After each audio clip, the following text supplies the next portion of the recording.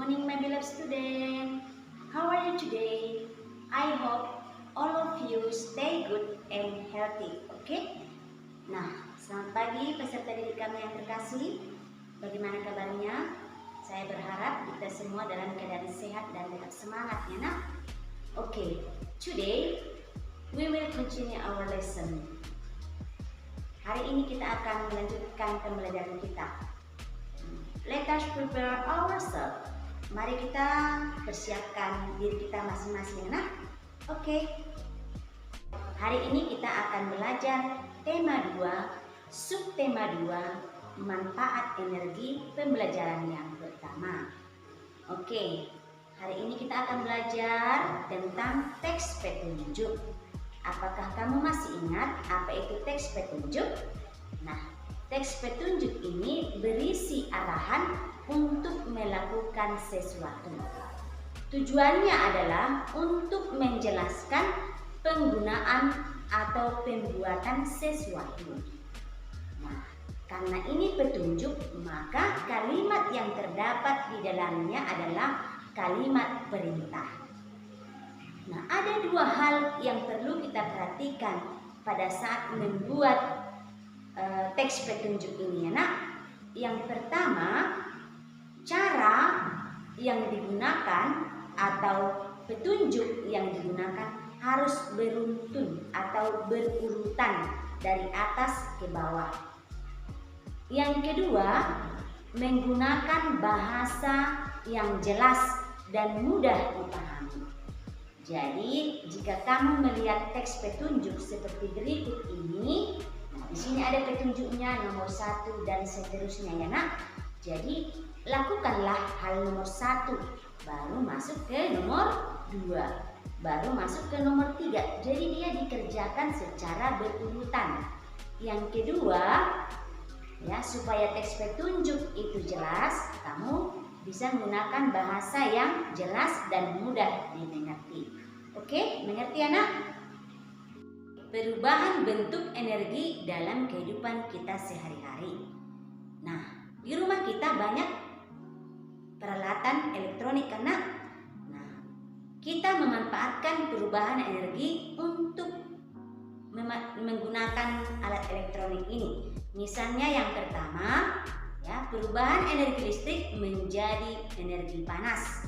Contohnya di sini ada magicom, rice cooker, kemudian ada setrika, kemudian ada oven.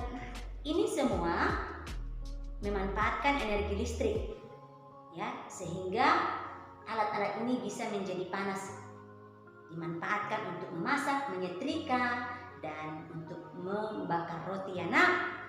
Oke, apakah masih ada contoh yang lain? Kamu boleh cari tahu yang ada di rumah kamu dulu. Yang kedua, ada perubahan energi listrik menjadi energi gerak. Nah, misalnya apa? Ya, ada kipas angin. Ini bisa bergerak karena ada arus listriknya ya nak. Kemudian yang kedua ada blender. Ya, blender. Nah, apakah ada lagi yang lain? Kamu boleh cari tahu juga.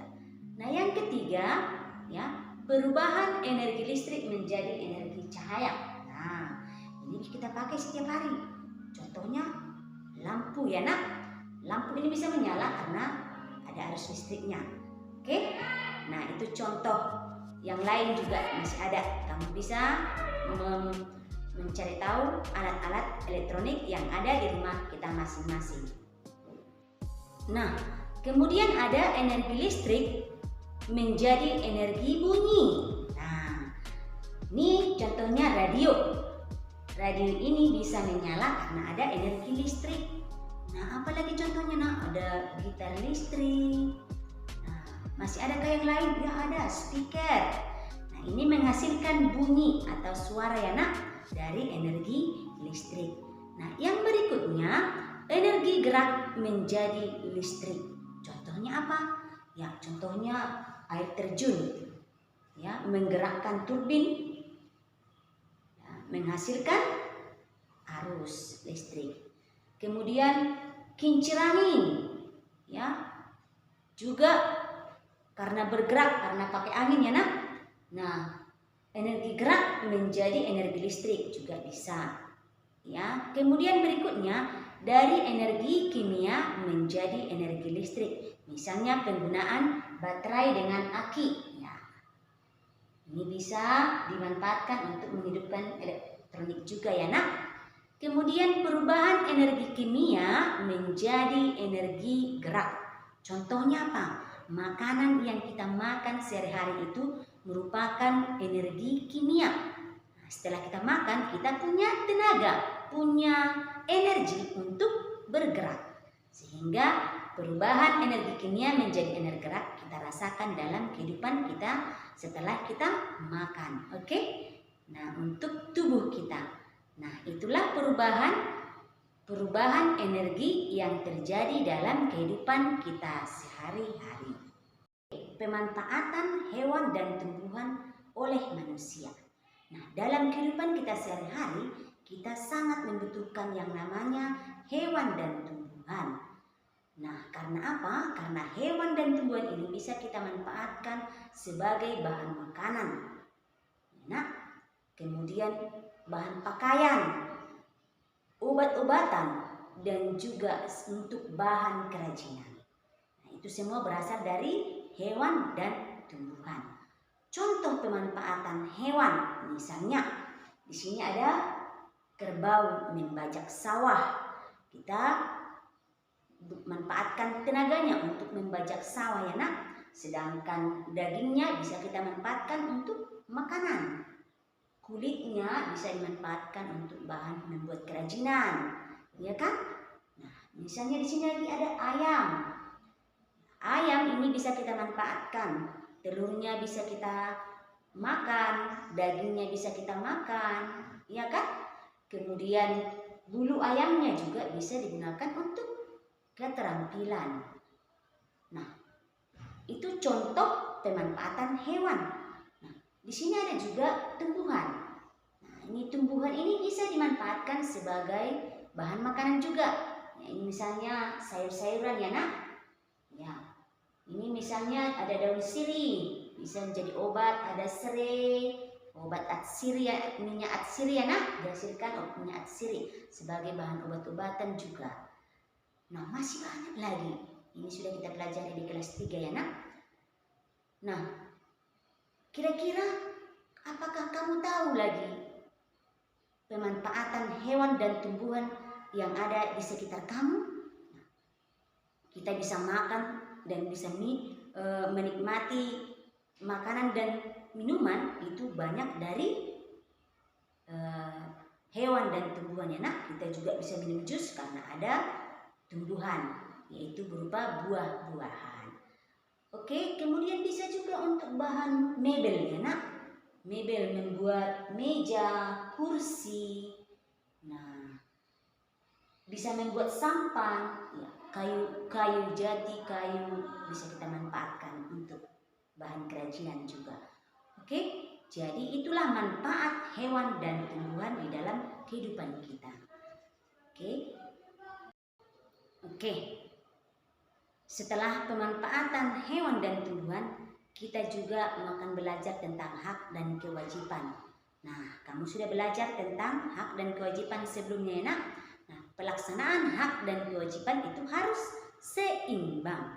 Nah, contohnya kita bisa menggunakan arus listrik setelah kita membayar tagihan listrik. Itu artinya hak dan kewajiban harus seimbang.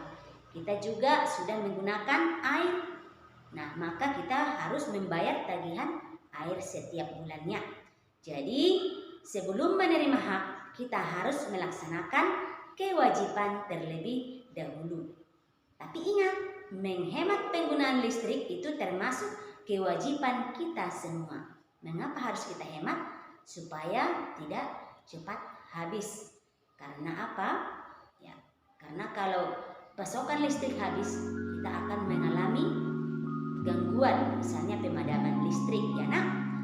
Jadi kita semuanya harus berhemat energi, air, minyak, dan juga listrik. Oke?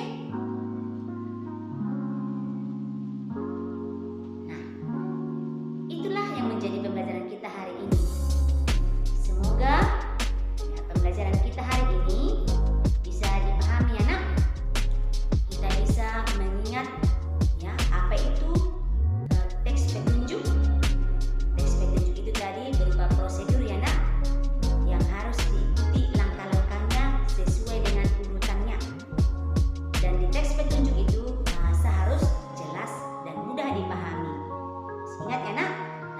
kedua, ya, perubahan energi yang kita alami dalam kehidupan kita sehari-hari.